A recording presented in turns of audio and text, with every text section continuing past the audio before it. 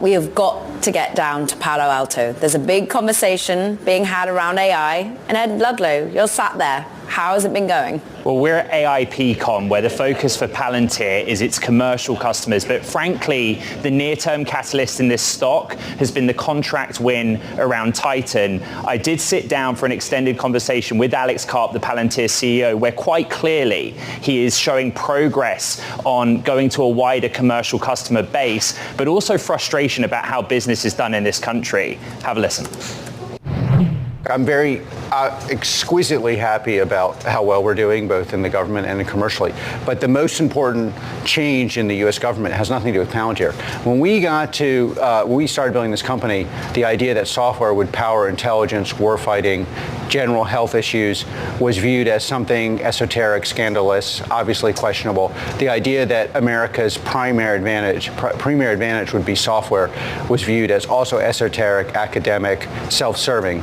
And every institution in America, and especially the Pentagon, have begun to come to terms with the idea, the reality that hardware-driven systems purely are inferior to software-driven hardware systems, and beyond that, our adversaries are as good or better at building hardware systems and have a deficit in building software. But what is different about Titan as compared to, say, Maven is that you are entering new relationships with other hardware providers, right? Like Anduril is one example. Explain how that is working in this case. Look, actually, Titan. I see this as a commonality. America needs to establish dominance on the battlefield. Maven, what's publicly known about Maven, is one of these projects that actually took what America's the best at in the world, software, and put it in the hands of our warfighter. By the way, at enormous cost. You're sitting in Palo Alto. I had people protesting here, hundreds, putting up chains in front of our office, calling us Nazis because we were dedicated to serving the American people, because we had the sense God gave a goat, and we realized that if you're going to do really important things in this country, you should defend this country with every asset we have. And what really happened on the Silicon Valley side is that you got, because of that success, because of the power of it, and quite frankly, because of our success, people realized this is a place where you should invest and make America even stronger.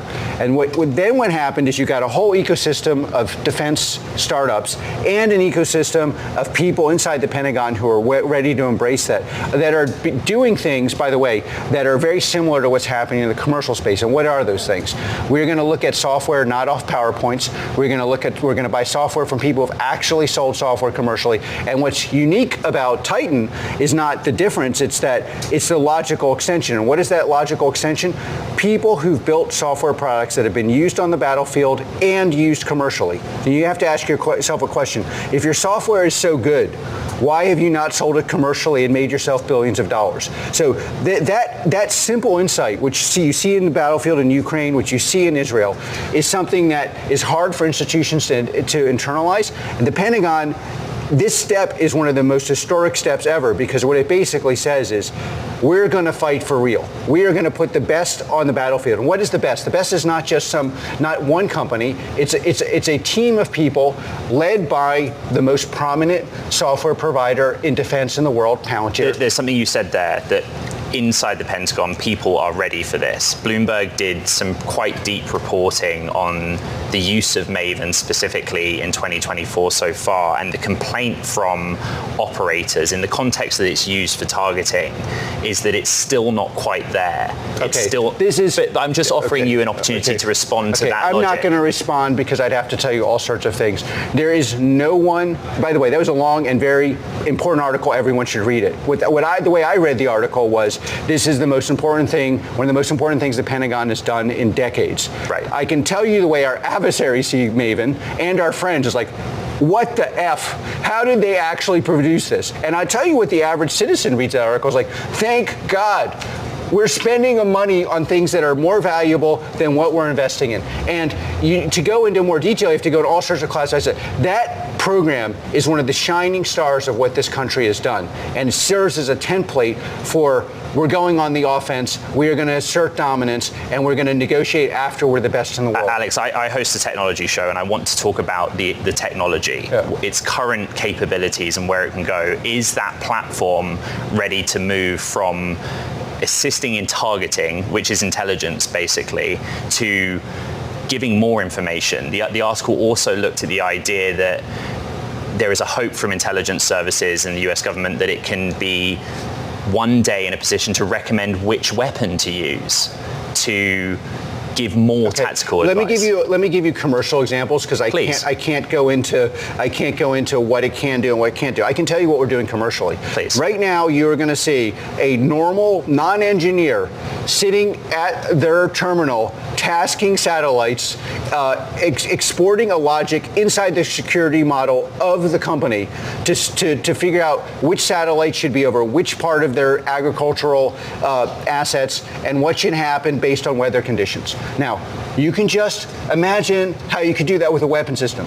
This is exactly what Palantir commercial, not Palantir highly classified environment. Palantir with somebody that has been hired 5 days ago, that can't write code, that's very smart, may not speak English, and has just entered the enterprise, is doing that workflow. That is happening right now, and that is why this revolution, which is highly confusing. It's highly confusing. It is. Yeah, it's confusing because a lot of the stuff is BS. Then there's the poetry side of it. I love poetry. If I could go read more poetry, I would. Enterprises don't need more poetry. The BS, you mean what? Well, it's like, I don't know, somebody delivers PowerPoint. We're going to give you, it's like, look, everybody has to try to sell something. If you don't have something to sell, you sell words right now. So you're selling something that doesn't work, can't work. You're explaining to your enterprise, you can't have the car you want, which is honestly Palantir, but you can have the car you don't want because this and this and this and this, and you have to buy it. And that's by the way, that is a plague on many societies, less so America. There is this problem in Europe that there's really no high-end software vendors. Luckily, our adversaries have this problem. And you've spoken about your frustrations with Europe not being more adoptive. Well, I spent half my life in Europe. I want the West to win. So but it's a confusing revolution. If you're sitting there and you're sitting in a society that has led industrial revolutions for hundreds of years, and all of a sudden the industrial revolution is happening basically in one place, and that's right here. That's confusing. It's confusing because 3 vendors are saying they're going to offer the same thing. One thing is like, I'm going to explain to you why this doesn't work. You have to buy our BS thing. The other's like, it does work, but it's only poetry. And then there's a third category, which judges by the fruits we provide, which is exactly what we're doing, which is like, great, we're not going to argue about this part of our product, that part of our product. I'm happy to explain it to somebody who's technical. We're going to show you what happens in 4 to 6 hours as opposed to what happened in your whole enterprise over the last 2 years. We will talk about the commercial business. We will talk about boot camps. But let me just... we can talk about whatever you want. But a final point, you talked about the confusion of the revolution, okay? Today, probably will be the first time that a president says artificial intelligence in a State of the Union speech. So it's a very simple question. What is your summary of this administration's leadership, so to speak, of the US in the context of AI? It's very helpful if you spend a lot of time abroad, because if you look at this internally in America, there's a long list of criticisms that you could make of anyone. This country is the dominant country with no second country in the world. So whatever we're doing, it's working out pretty damn well. So it's like, could we be better? Could we have better regulation? Could we understand these things better? But again, we are dealing with a revolution. That's one of the really confusing things, again, for Americans. Is like, normally you have a revolution and multiple countries are participating. This is a revolution where the technology is being produced in America, mostly in Silicon Valley. But you do have multiple customers, so just bear with me on this one. Take, for example, Israel, where you are doing some work with that country. The administration, as an example, is pushing for a ceasefire in that region, but you are working with Israel. How do you manage that? Because it sounds like your first priority is the United States. How do we manage? Look, we very happily supply our products to our allies, including Israel. I don't like Israel. What's going on here is, does America provide Israel with more aid? I don't think there's any question of, does Israel have the right to buy the world's best technologies, assess them, and implement them? Israel, I think, has decided we have some of the world's best technologies. They've implemented many of them and publicly discussed some of them. And Palantir, I think the orthogonal, maybe more in question, was, why do we say in public what everyone else believes in private? I.e., we should defend the West, we should not apologize for fighting terrorism, and we are going to provide our sharp tools to our allies. Let's talk about the commercial business, okay? You told my colleague Lizette Chapman 1 month ago, almost to the day, quote, "We don't know what to do with the onslaught of demand in the commercial context." Do you know 1 month on what to do now? No. I mean, if you're going to see a boot camp here, series of things, we've had to, we haven't been able to meet demand. We've had to tell people we couldn't accommodate them. We have hundreds of people coming, not just people, but leaders of industry. And if you just look at it from the internal dynamics of how do you deal with the contracting? How do you deal with the implementation? It's true, these things have gone from taking us 3 months to 4 hours. But it's also true. Well, the idea is you cram 4 months worth of work into a day in these boot camps, right?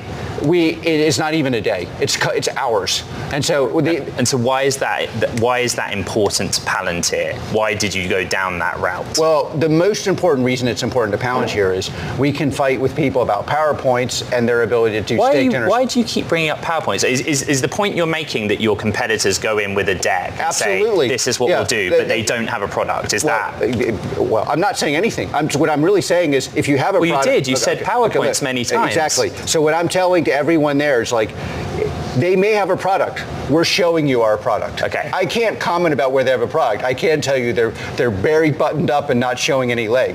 We show our product.